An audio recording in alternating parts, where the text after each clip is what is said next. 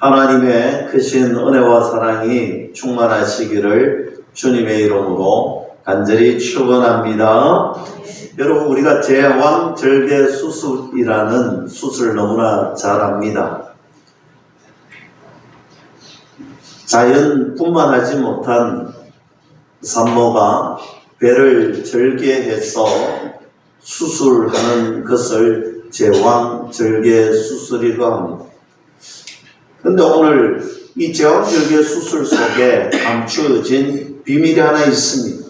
산모, 절개, 배를 절개하는 수술이라는 표현을 쓰지 않고 왜 제왕절개 수술이라는 이름의 명칭을 사용했느냐? 사실 이 제왕절개 수술은 영문 표기법을 그대로 해석했습니다. 영문 표기법에는 시저 오퍼레이션이라고 되어 있습니다. 즉 시저 수술이라는, 시저라는 사람이 행했던 수술 방법이 제왕절개 수술입니다. 여러분, 시저라는 사람이 누구냐? 시저라는 사람은요, 로마의 초대 황제입니다. 율리어스 카이사르 아우구스투스라는 이름을 가졌습니다. 여러분, 여기에서 율리우스 카이사르 아우구스투스 굉장히 어렵게 이렇게 지명이 되어 있잖아요. 그런데 이렇게 긴 이름 속에는 비밀이 있습니다. 율리우스라는 이름은 개인의 이름명입니다. 개인의 이름명이 율리우스고, 그럼 카이사르, 이것은 가문명이에요. 당시에 가문이 어떤 가문이냐? 카이사르라는 가문입니다. 그리고 이어서 시종명, 가문에 속한 시종명이 아우구스투스입니다. 여러분, 여기에서 카이사르라는 이 단어는 우리가 흔히 아는 시저입니다. 시저 표기법입니다. 이 시저가 카이사르라고도 이야기를 하고, 이것을 우리 한글의 성경에는 번역하기를 가이사라고 했습니다. 즉, 이 가문명은 황제, 2대 황제의 명예도 분명하게 적혀져 있습니다. 티베리우스, 율리어스, 카이사라, 아우구스투스가 2대 황제입니다. 제가 왜 이렇게 길게 설명을 하느냐? 여러분, 당시에 이 시저가 태어날 때에 유명한 점술가들이 찾아와서 오늘 이 산모를 죽이고 아이가 태어나야 된다는 거예요. 왜? 이 아이는 어마어마한 사람이라는 거예요. 그래서 당시에는요, 산모를 살리고 아이를 죽이는, 왜? 아이는 새롭게 태어날 수 있기 때문에 그것이 풍습이고 문화였는데, 오늘 어머니를 죽이고 태어났던 카이사르, 율리어스 카이사르가 정말 최고의 로마의 초대 황제가 되었다는 거예요. 그래서 이 초대 황제가 태어났던 수술명을 시저 오퍼레이션, 그래서 우리는 제왕 절개 수술이라고 합니다. 제왕이 태어났던, 절개했던 수술이라는 거예요. 여러분, 이 말이 무슨 말이냐면, 성경은요, 팩트, 사실, 역사라는 거예요. 여러분, 이것이 그저 성경은요, 허구의 이야기가 아니라는 거예요. 성경 말씀은요, 정확한 사실에 기인하고 있었던 이야기들을 적어 놓았는데, 어떻게? 구원에 합당한, 구속사적인 합당한 내용만 간추려서 적어 놓았다는 거예요. 그래서 오늘 누가복음 3장은 오늘 이 역사적 사실에 기반하여서 기록된 말씀인데, 그러면 이 역사적 사실에 기반된 내용을 자세하게 표현해 놓았던 것은 분명한 의도가 있겠지요. 오늘 디베로라는 황제가 좀 전에 제가 말씀드렸던 로마의 2대 황제 티베리우스입니다. 오늘 예수님이 이 땅에 오실 때에 로마의 황제는 디베로요. 오늘 통치자가 누구였느냐? 이 황제가 이 명령하여 식민지 나라에 통치하는 통치자를 보내주는데 누구냐? 너무나 잘 아는 헤롯 대왕입니다. 여러분, 헤롯 대왕은요, 오늘 황제가 보내었던 분봉왕이 그냥 군주 같은 역할을 했던 사람인데, 이 헤롯 대왕이 공교롭게도 예수님이 태어나시던 그 해에 헤롯 대왕은 죽습니다. 오늘 헤롯 대왕이 죽고 난 다음에 누가 그것을 다스리냐면 헤롯 대왕의 아들 3명이 있었는데, 이 3명의 아들이 분봉왕으로 그 통치 지역을 나누어서 다스렸는데, 오늘 남부 지역은 헤롯 아켈라오, 그리고 저 북쪽은 헤롯 안티파스, 헤롯 빌립, 이렇게 3 분봉왕 아들이 식민지를 다스렸습니다. 근데 오늘 중요한 것은 성경에 보니 아켈라오는 안 보이잖아요. 없습니다. 이유가 뭐냐고 보니까 본디오 빌라도가 등장을 하는데, 오늘 헤롯 대왕이 굉장히 난폭한 분봉왕이었습니다. 오늘 그의 아들도 그의 아버지의 성격을 빼어 닮아서 굉장히 난폭했습니다. 그가 즉위할 때 유대인 3,000명을 죽였지요.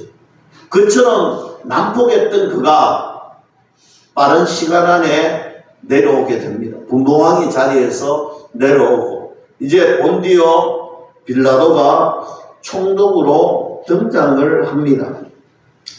그래서 주후 6년에 총독제가 되어서 두 곳은 오늘 헤롯 대왕의 아들 분봉왕 두 왕이 다스렸고, 오늘 한 곳은 빌라도가 다스리게 됩니다.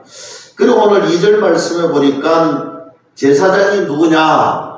오늘 안나스와 가야바입니다. 여러분, 안나스라는 대제사장이 사실은 굉장히 명망이 있는 대제사장이었습니다. 그런데 너무 명망이 있다 보니 오늘 분봉왕 황제가 볼 때는 별로 좋지 않는 거예요. 왜냐하면 식민지에 정치적인 지도자가 등장을 하면 굉장히 어려워질 수가 있잖아요. 오늘 내란이 일어날 수도 있고 어떤 분쟁거리가 생길 수 있어서 또 다른 대제사장을 한 명 임명했는데, 그가 바로 오늘 성경에 나오는 인물입니다. 가야바죠. 그래서 오늘 성경은 두 사람을 표기해 놨습니다. 안나스와 가야바가 대제사장이다.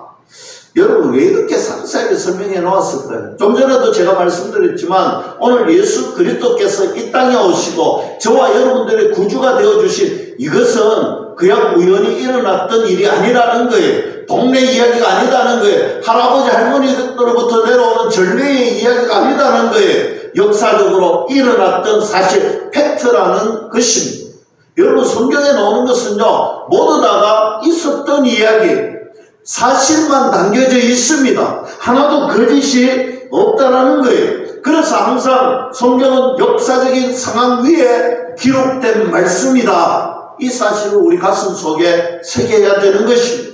여러분, 많은 이들이 믿지 않아요. 많은 이들이 예수님에 대해서 믿지 않아요. 12월이 되면 여러분, 크리스마스가 뭡니까? 그리스도 메스, 오늘 예수님에게 예배하는 날이다라는 거예요. 성탄절은요, 예수님이 탄생한 날이라는 거예요. 여러분 들어보셨지만 할리데이라고 오늘 크리스마스, 오늘 이 성탄절에 대한 이미지를 바꾸려고 악한 영들은 이야기합니다. 가짜라는 거예요. 예수님이 태어나신 것도 정말 12월 25일이 맞냐라고 이야기를 합니다. 여러분, 중요한 것은 예수님께서 2000여 년 전에 저와 여러분들을 구원해 주시기 위하여 죄와 사망의 권세를 이기고 부활하셔서 오늘 저와 여러분들의 죄에서 자유함을 얻게 하시고 부활의 소망 주시고 재림의 때에 영원한 생명을 얻도록 하나님이 이 땅에 오셔서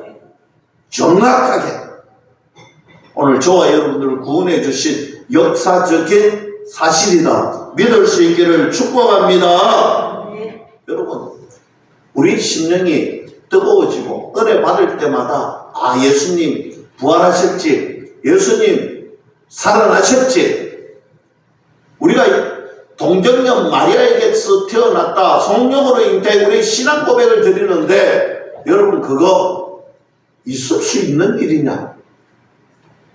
있을 수 없다라는 사람들이 얼마나 많은지 몰라요. 부활이 가능하냐? 아니라는 것입니다. 여러분, 예수님 동정녀 탄생 그 자체를 부인하는 사람들이 많습니다. 특별히 교회 안에서도, 오늘 믿음 생활하는 사람 안에서도, 여러분 우리가 유튜브를 보면서 또 여러 가지 또 이야기들을 보고 토론을 보면요, 여러분 요즘 얼마나 가짜가 많은지 몰라요. 얼마나 거짓말하는 사람들이 많은지 몰라요. 오늘 동정녀 마리아가 아니라는 거예요. 예수님은 성령으로 잉태되어서 태어난 자가 아니라는 거예요. 여러분 무엇입니까? 예수님의 신성을 부인하는 거예요. 그런 이들이 이야기를 합니다. 그거 다 지어낸 이야기야. 다 지어낸 이야기야. 부활했다라는 사실 믿을 수 있느냐는 거예요. 없다라는 것입니다. 그게 세상 사람들의 이야기가 아니에요. 교회 안에서도 그런 이야기하는 사람들이 있다라는 거예요. 사랑하는 성도 여러분, 실제로 예수님이 부활하셨든 하지 않았든 상관이 없다는 사람들이 얼마나 많습니까? 여러분 어떤 목회자들도 그런 강의를 하는 사람들도 들어 있습니다. 그런 거짓말에 속지 마세요. 그런 미혹된 말에 속지 마십시오. 성경은 분명하게 이야기합니다. 철저하게 역사적인 사실 위에 기록된 말씀이다. 믿을 수 있기를 축복합니다. 성경은 모든 것이 역사적인 사실이요 사건입니다. 성경은 있는 그대로 말씀하시는 거예요. 우리 신앙은 그래서 역사 위에 사실 위에 분명하게 세워져야 된다는 것입니다. 내 가슴만 뜨거워지는 것이 신앙이 아니라는 것, 나만 뜨거워지고 내 심령이 불타오르고 이런 것이 아니라는 것, 우리 모두는 함께 역사적인 사실, 역사적인 사건 위에 세워진 하나님의 놀라운 은혜가 우리 가슴 속에 충만하기를 주님의 이름으로 간절히 축원합니다. 여러분, 누군가가 당신에게 미움의 따발총을 쏘거든 당신은 그 사람을 향하여서 사랑의 대포로 응사하라라는 이야기를 참 많이 듣습니다. 누가 있는 말이냐면 일본의 미츠무라 간조이라는 사람이 이야기했던 말입니다. 이분을 우리는 동양의 루터다라고 표현합니다. 그리고 이분을 향하여서 내총감삼이다, 유명한 일본의 신학자다라고 이야기합니다. 여러분 어느 날 이 스승을 찾아옵니다. 제자들이 찾아와서 이야기합니다. 스승님, 성경에 나오는 이야기들이 우리가 도무지 믿겨지지 않는 이야기들이 너무 많습니다. 현실에 일어나지 않는 이야기들이 너무 많다는 거예요. 오늘 예수님이 부활했다가 살아났다는 것도 허구요. 오늘 예수님이 바다 위를 걸었다는 것도 허구요. 오늘 동정녀에게서 태어났다는 것도 허구인데 성경에는 참 믿지 못할 것들이 너무 많다는 거예요. 그래서 우리 제자들이 한번 성경에 믿지 못할 것들을 한번 빼보겠다는 거예요. 그래서 진짜 믿을 수 있는 성경만 만들어 보겠다는 거예요. 그때 미츠무라 간조이가 말했습니다. 한번 해보세요. 한번 해보는데 여러분 그 모든 것을 빼고 나면 성경은요 앞과 뒤 껍데기만 남을 거다, 이렇게 이야기를 하는 것입니다. 실제로 우리 성경 안에는요 기적의 역사들이 참으로 많습니다. 놀라운 역사들이 일어납니다. 그리고 그 역사는 사실 팩트라는 것입니다. 사랑하는 성도 여러분, 우리의 신앙 믿음은 역사적인 사실 위에 있다는 것을 분명하게 기억하시고, 우리가 믿는 믿음과 우리가 믿는 신앙은 이 땅에 있었던 진짜 신앙, 진짜 믿음, 진짜 사실이라는 것을 믿을 수 있기를 주님의 이름으로 간절히 축원합니다. 오늘 1절 말씀은 바로 여러분 누가가 이방인 의사지요. 누가가 썼던, 오늘 이 누가복음과 사도행전은 누가가 썼던 로마 당시의 서신입니다. 얼마나 역사적인 사실 위에 있었던 것을 분명하게 기록해 놓은 말씀입니다. 오늘 2절 말씀 보십시오. 예수님이 사역을 시작하시기 전, 이제 예수님께서 공생애를 시작하시기 전에 한 사람을 사용하시는데 그 사람이 누구냐? 사가랴의 아들 요한입니다. 여러분 한번 보세요. 제가 좀 전에 역사적인 사실을 이야기하면서 황제의 이야기도 나오고 대제사장 두 사람, 아주 유명한 두 사람의 이야기도 나왔습니다. 여러분 유대사회, 당시의 유대사회에서 최고로 힘있고 영향력 있고 한마디로 한가득 하는 사람들이 다 나오고 있습니다. 그런데 이 한가득 하는 사람이 다 나와서 기록되었는데 하나님께서 사용하시는 한 사람이 누구였느냐는 거예요. 오늘 성경에서는요 그것을 강조하고 있는 거예요. 이렇게 당대에 훌륭한 사람, 멋진 사람, 최고의 사람들, 정치적으로 영향력 있고 지도자들이 있었는데도 불구하고 하나님이 사용했던 한 사람이 누구냐는 거예요. 하나님이 사용했던 한 사람은 사가랴의 아들 요한, 우리가 아는 세례 요한인 것입니다. 여러분 성경은요 그렇게 영향력 있고 최고로 누가 보아도 인정할 만한 사람을 사용하지 않고 빈들에 있는 무명의 인생이었던 세례 요한을 예수님 오시기 전 오늘 귀한 사람으로, 예수님 오늘 오시는 사역을 준비하는 사람으로 사용했다는 것입니다. 저는 이 말씀을 보면서 그렇구나, 하나님은 유명한 사람을 사용하시는 것이 아니구나, 하나님은 영향력 있는 사람을 사용하시는 것이 아니구나. 물론 그런 사람들이 사용되어지고 쓰임받을 수 있습니다. 그러나 오늘 무명의 사람, 저 광야에 무명의 사람이 쓰임을 받고 하나님이 사용하셨구나, 그 감동이 되는 거예요. 감동이 되는 거예요. 하나님께서 누구를 사용하느냐? 여러분 항상 하나님의 은혜의 줄을 사모하고 붙들고 있는 사람을 사용하시더라는 거예요. 세례 요한을 사용했던 하나님의 사용은 항상 그가 하나님 앞에 은혜의 줄을 놓치지 않으려고 애쓰고 노력하고 발버둥쳤다는 것입니다. 어디에서 할 수 있느냐면 여러분 읽지는 않았지만 1장 80절 말씀에 보면 아이가 자라며 심령이 강하여지더라.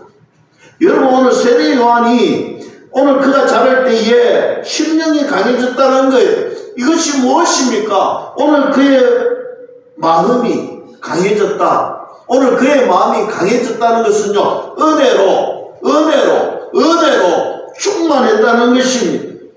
여러분 빈들에서 세례 요한은요 은혜의 줄을 가슴에 마음에 가득 안고 오늘 하나님 바라보고 하나님과 동행하며 하나님의 은혜를 놓치지 않으려고 애쓰고 노력하고 발버둥쳤다는 것입니다. 은혜 없이는, 하나님의 은혜 없이는 못 삽니다. 하나님의 은혜의 줄을 붙들고 살았던 인생이 세례 요한의 인생이었습니다. 그가 빈들에서 주님의 은혜를 붙들고 살았다는 것입니다. 하나님께서 사용하실 인물이 누구냐 봤더니 그 광야에서도 하나님의 은혜의 줄을 놓지 않으려고 애쓰고 노력했고 발버둥쳤던 그 사람, 그 인물을 하나님이 들어서 사용하시더라는 것입니다. 하나님은 하나님의 귀한 사명을 맡길 때에, 하나님의 귀한 소명을 맡길 때에 누구를 불러서 사용하느냐? 하나님의 은혜의 줄을 놓치지 않으려고 하는 사람 사용하시더라는 거예요. 여러분 얼마나 이것이 감동이 됩니까? 우리는 유명하지 않아도 되는 거예요. 우리는 영향력 있는 사람이 아니라도 되는 거예요. 내가 하나님의 은혜의 줄을 붙들고 있고 하나님의 은혜의 줄을 사모하면 하나님이 저와 여러분들을 들어서 사용하시겠다, 그 말인 거예요. 우리가 어디에 있든지 우리가 무엇을 하든지 하나님의 은혜의 줄을 놓치지 않으면 하나님의 귀한 도구로 사용되어진다 믿을 수 있기를 축복합니다. 여러분 제가 신학교에 강의를 이제 하면서 느끼는 것 중에 한 가지가, 여러분 요즘은 만학도들이 참 많이 생깁니다. 만학도들이 생기고 또 젊은 신학생들이 있고 젊은 목회 후보생들이 있습니다. 여러분 참 가르칠 때마다 그들이 믿든지 안 믿든지 저는 강력하게 이야기를 합니다. 왜냐하면 만학도들은 돌고 돌고 돌아서 오늘 신학 선지동산에 올라왔습니다. 그들에게 가장 궁금한 것은 이 나이에 이것을 해야 되느냐, 어쩔 수 없이 오기는 왔는데 장래가 힘들고 불투명하다는. 또 젊은 목회자들은요, 보면 요즘 작은 소도시, 농어촌 도시에는 부교육자로 가지 않는 풍기 현상이 일어나고, 목포에서 참 안달난 목사님들의 그런 이야기들이 들려옵니다. 교수님 좀 학생들 보내달라는 이야기들이 많습니다. 그런데 한편 그 아이들과 상담을 해보면요, 스펙이 중요하다는 거예요. 좋은 교회에 가야 된다. 큰 교회에 가서 잘 배워야 좋은 담임 목회지가 열린다라고 이야기를 합니다. 사랑하는 성도 여러분, 저는 그 말이 비단 우리 신학교의 학생들에게만 주어지는 말은 아니라고 봅니다. 이 땅을 살아가는 우리 젊은 다음 세대의 친구들도 이 자리에 앉아 있는데, 여러분 무엇이 중요한가?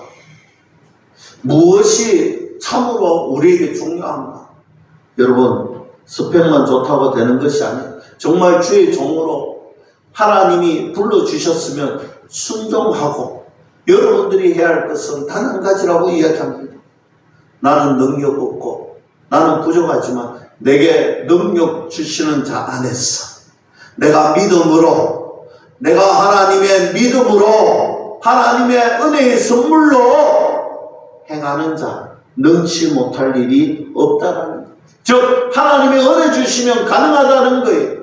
사랑하는 성도 여러분, 우리가 새생명 축제를 하고 행복한 사람들을 전하고, 또 우리가 장로님 오늘 기도하신 것처럼 10년이라는 세월이 지나고 우리가 하나님 이곳에서 정말 교회가 믿음의 거목으로 자라나는 일에 사단은요 항상 이야기합니다. 너희 힘들지, 어렵지, 너희 이제 나이가 많이 들었지, 너희들 이제 참으로 힘든 시기야. 물론 힘든 시기입니다. 물론 우리가 연세도 많이 들었습니다. 그리고 우리가 점점 힘든 세계를 살아갑니다. 그러나 중요한 것은 나는 능력 없고 나는 부족하지만 하나님이 능력 주시고 하나님이 은혜 주시면 하나님께서 세워주시고 하나님이 역사하시면, 오늘 여러분 성경에 나오는 기적의 역사, 은혜의 역사가 오늘 우리 교회와 저와 여러분들 가정에 충만하게 나타나실 줄로 믿을 수 있기를 축복합니다. 3절 말씀 보세요. 요한이 요단강 부근 각처에 와서 제사함을 받게 하는 회개의 세례를 전파하니. 여러분, 오늘 각처에 사람들이 막 몰려오는 거예요. 저는 이거 보면서 방금 드렸던 은혜의 말씀을 다시 한 번 더 상고하고자 합니다. 여러분, 세례 요한이 지금 광야에 있습니다. 광야에는 어떤 곳이냐? 요단강을 건너서 어디에 오든지 하루길을 달려와야 되는 거예요. 여러분, 예루살렘으로 가지 않았습니다. 성전으로 가지 않았습니다. 여러분, 회당으로 가지 않았습니다. 그곳에는요 오늘 훌륭한 사람들이 많이 있습니다. 대제사장도 있고 랍비도 있고 오늘 참 많은 영향력 있는 사람들이 있었는데, 수많은 사람들이 하루길을 걸어서 이 광야에 수많은 사람들이 모여들었습니다. 이유가 어디에 있을까요? 여러분, 세례 요한에게 하나님의 은혜가 있더라는 거예요.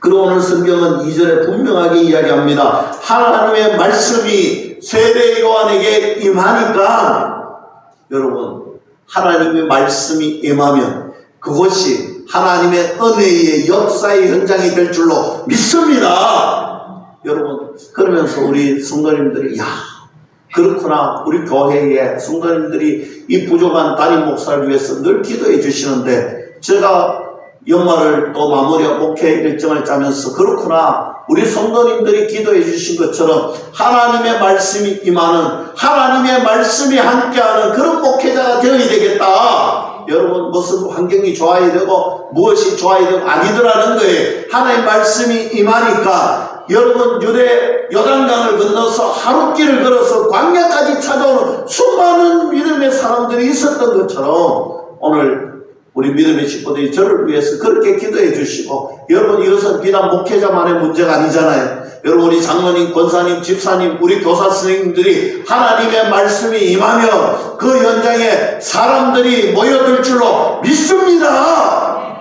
여러분 우리가 그렇게 기도하세요. 그리고 그렇게 살아갑시다. 그렇게 한 해를 다시 한 번 더 준비합시다. 하나님 말씀이 임해야 되는 것입니다. 세례요한에게 하나님 말씀이 임하니까 능력이 나타나고 놀라운 역사가 일어나더라는 것입니다. 외진 광야에도 사람들이 모여들고 그것에서 하나님의 은혜를 맛보고 그것에서 하나님의 말씀으로 무장하고 악한 사탄 마귀와 싸우는 능력 받더라는 것입니다. 사랑하는 성도 여러분, 하나님의 은혜가, 하나님의 말씀이 우리와 함께하는 놀라운 은혜가 오늘 이 시간 이후로 저와 여러분들이 충만하기를 주님의 이름으로 간절히 축원합니다. 그렇게 말씀을 전하니까 어떤 역사가 일어나느냐. 오늘 5절 말씀 보세요. 모든 골짜기가 메어지고 모든 산과 작은 산이 낮아지고 굽은 것이 곧아지고 험한 것이 길이 평탄하여지더라. 오늘 세례 요한이 말씀 전하니까 역사가 나타나는데 골짜기가 메어지고 산이 낮아지고 굽은 것이 곧아지고 험한 길이 평탄해지는 이런 역사가 일어난다는 거예요. 여러분 높은 것이 낮아지는 것은 무엇입니까? 말씀이 들어가니 그 사람이 겸손해지더라는 것입니다. 여러분 말씀은 겸손하게 만드는 거예요. 골짜기가 메어지는 것이 무엇입니까? 여러분 골짜기는 열등감이에요. 열등감. 여러분 무엇을 해도 열등감을 가지고 비교의식을 가지고 그렇게 살아가는데 말씀이 들어오니까 내 인생에 내 심령에 골짜기가 메워지더라는 거예요. 그런 역사가 일어날 줄로 믿습니다. 여러분 그리고 말씀 들을 때 열등감이 메워지고 자기감의 골짜기가 메워지고 내 높은 마음이 낮아지고 또 굽은 길이 있어요. 여러분 굽은 길이 뭡니까? 늘 비판적인 사람이 바로 굽은 길입니다. 무엇을 해도 불평불만 비판만 하는 거예요. 그러나 말씀이 그 안에 들어가면 비판이 사라질 줄로 믿습니다. 불평불만이 사라지는 거예요. 참 기가 막히게 하나님께서 은혜를 내려주시는 겁니다. 그 마음이 굳어 있으면 절대로 은혜 못 받습니다. 여러분 우리의 마음이 굳어 있으면 절대로 은혜 못 받습니다. 험한 길은 무엇입니까? 염려, 근심, 걱정이 가득한 사람을 이야기합니다. 여러분 염려, 걱정, 근심 내일에 염려하지 마세요. 걱정하지 마세요. 우리를 인도하시는 하나님께서 여호와 일에 예비된 축복이 가득할 줄로 믿을 수 있기를 축복합니다. 그래서 우리 세우리 교회는요 높은 산이 낮아지고 굽은 길이 평탄의 길이 되고 아멘이시죠? 여러분 그런 역사가 일어나야 되는 것입니다. 골짜기는 메어지고 험한 길은 아스팔트의 대로가 되는 그런 역사가 우리 교회에 일어나는데 언제? 하나님의 말씀을 들을 때마다 하나님의 말씀을 들을 때마다 이런 역사가 일어나기를 축복합니다. 7절 말씀 보세요. 어떤 메시지를 그런 세례 요한이 전했느냐. 요한이 세례 받으러 나오는 무리에게 이르되 독사의 자식들아 누가 너희에게 일러 장차 올 진노를 피하라 하고. 여러분 세례 요한이 독사의 자식들, 오늘 예수님도 독사의 자식들. 여러분 그래갖고 우리가 나가자마자 우리 전도 대상자한테 가가지고 이 독사의 자식들아 됩니까? 됩니까? 큰일 납니다. 여러분, 이 잘 해석하셔야 되는 거예요. 여러분, 이 말은요, 하나님의 은혜가 가득하고, 말씀이 가득하면요, 하나님 주시는 영성이, 성령의 은혜가 충만하다는 거예요. 여러분, 이것을 가가지고, 이 독사의 자식들! 이런 말하는 게 아니에요. 여러분, 우리의 영성이 충만해지면, 똑같은 말인데도요, 야, 영성이 충만한 사람하고 똑같은 말인데 영성이 바닥인 사람은요 다른 거예요. 와, 저 사람 보기만 봐도 또 보고 싶고 저분 음성 한번 들어보고 싶고 저분 한번 알아보고 싶고 그런 역사가 일어나기를 주님의 이름으로 간절히 축원합니다. 그리고 또 놓치지 말아야 될 것이 8절 말씀인데요. 그러므로 회개에 합당한 열매를 맺고 속으로 아브라함이 우리 조상이라 말하지 말라. 내가 너희에게 이르노니 하나님이 너희 이 돌들로 아브라함의 자손이 되게 하리라. 여러분, 너희들 회개에 합당한 열매를 맺으라는 거예요.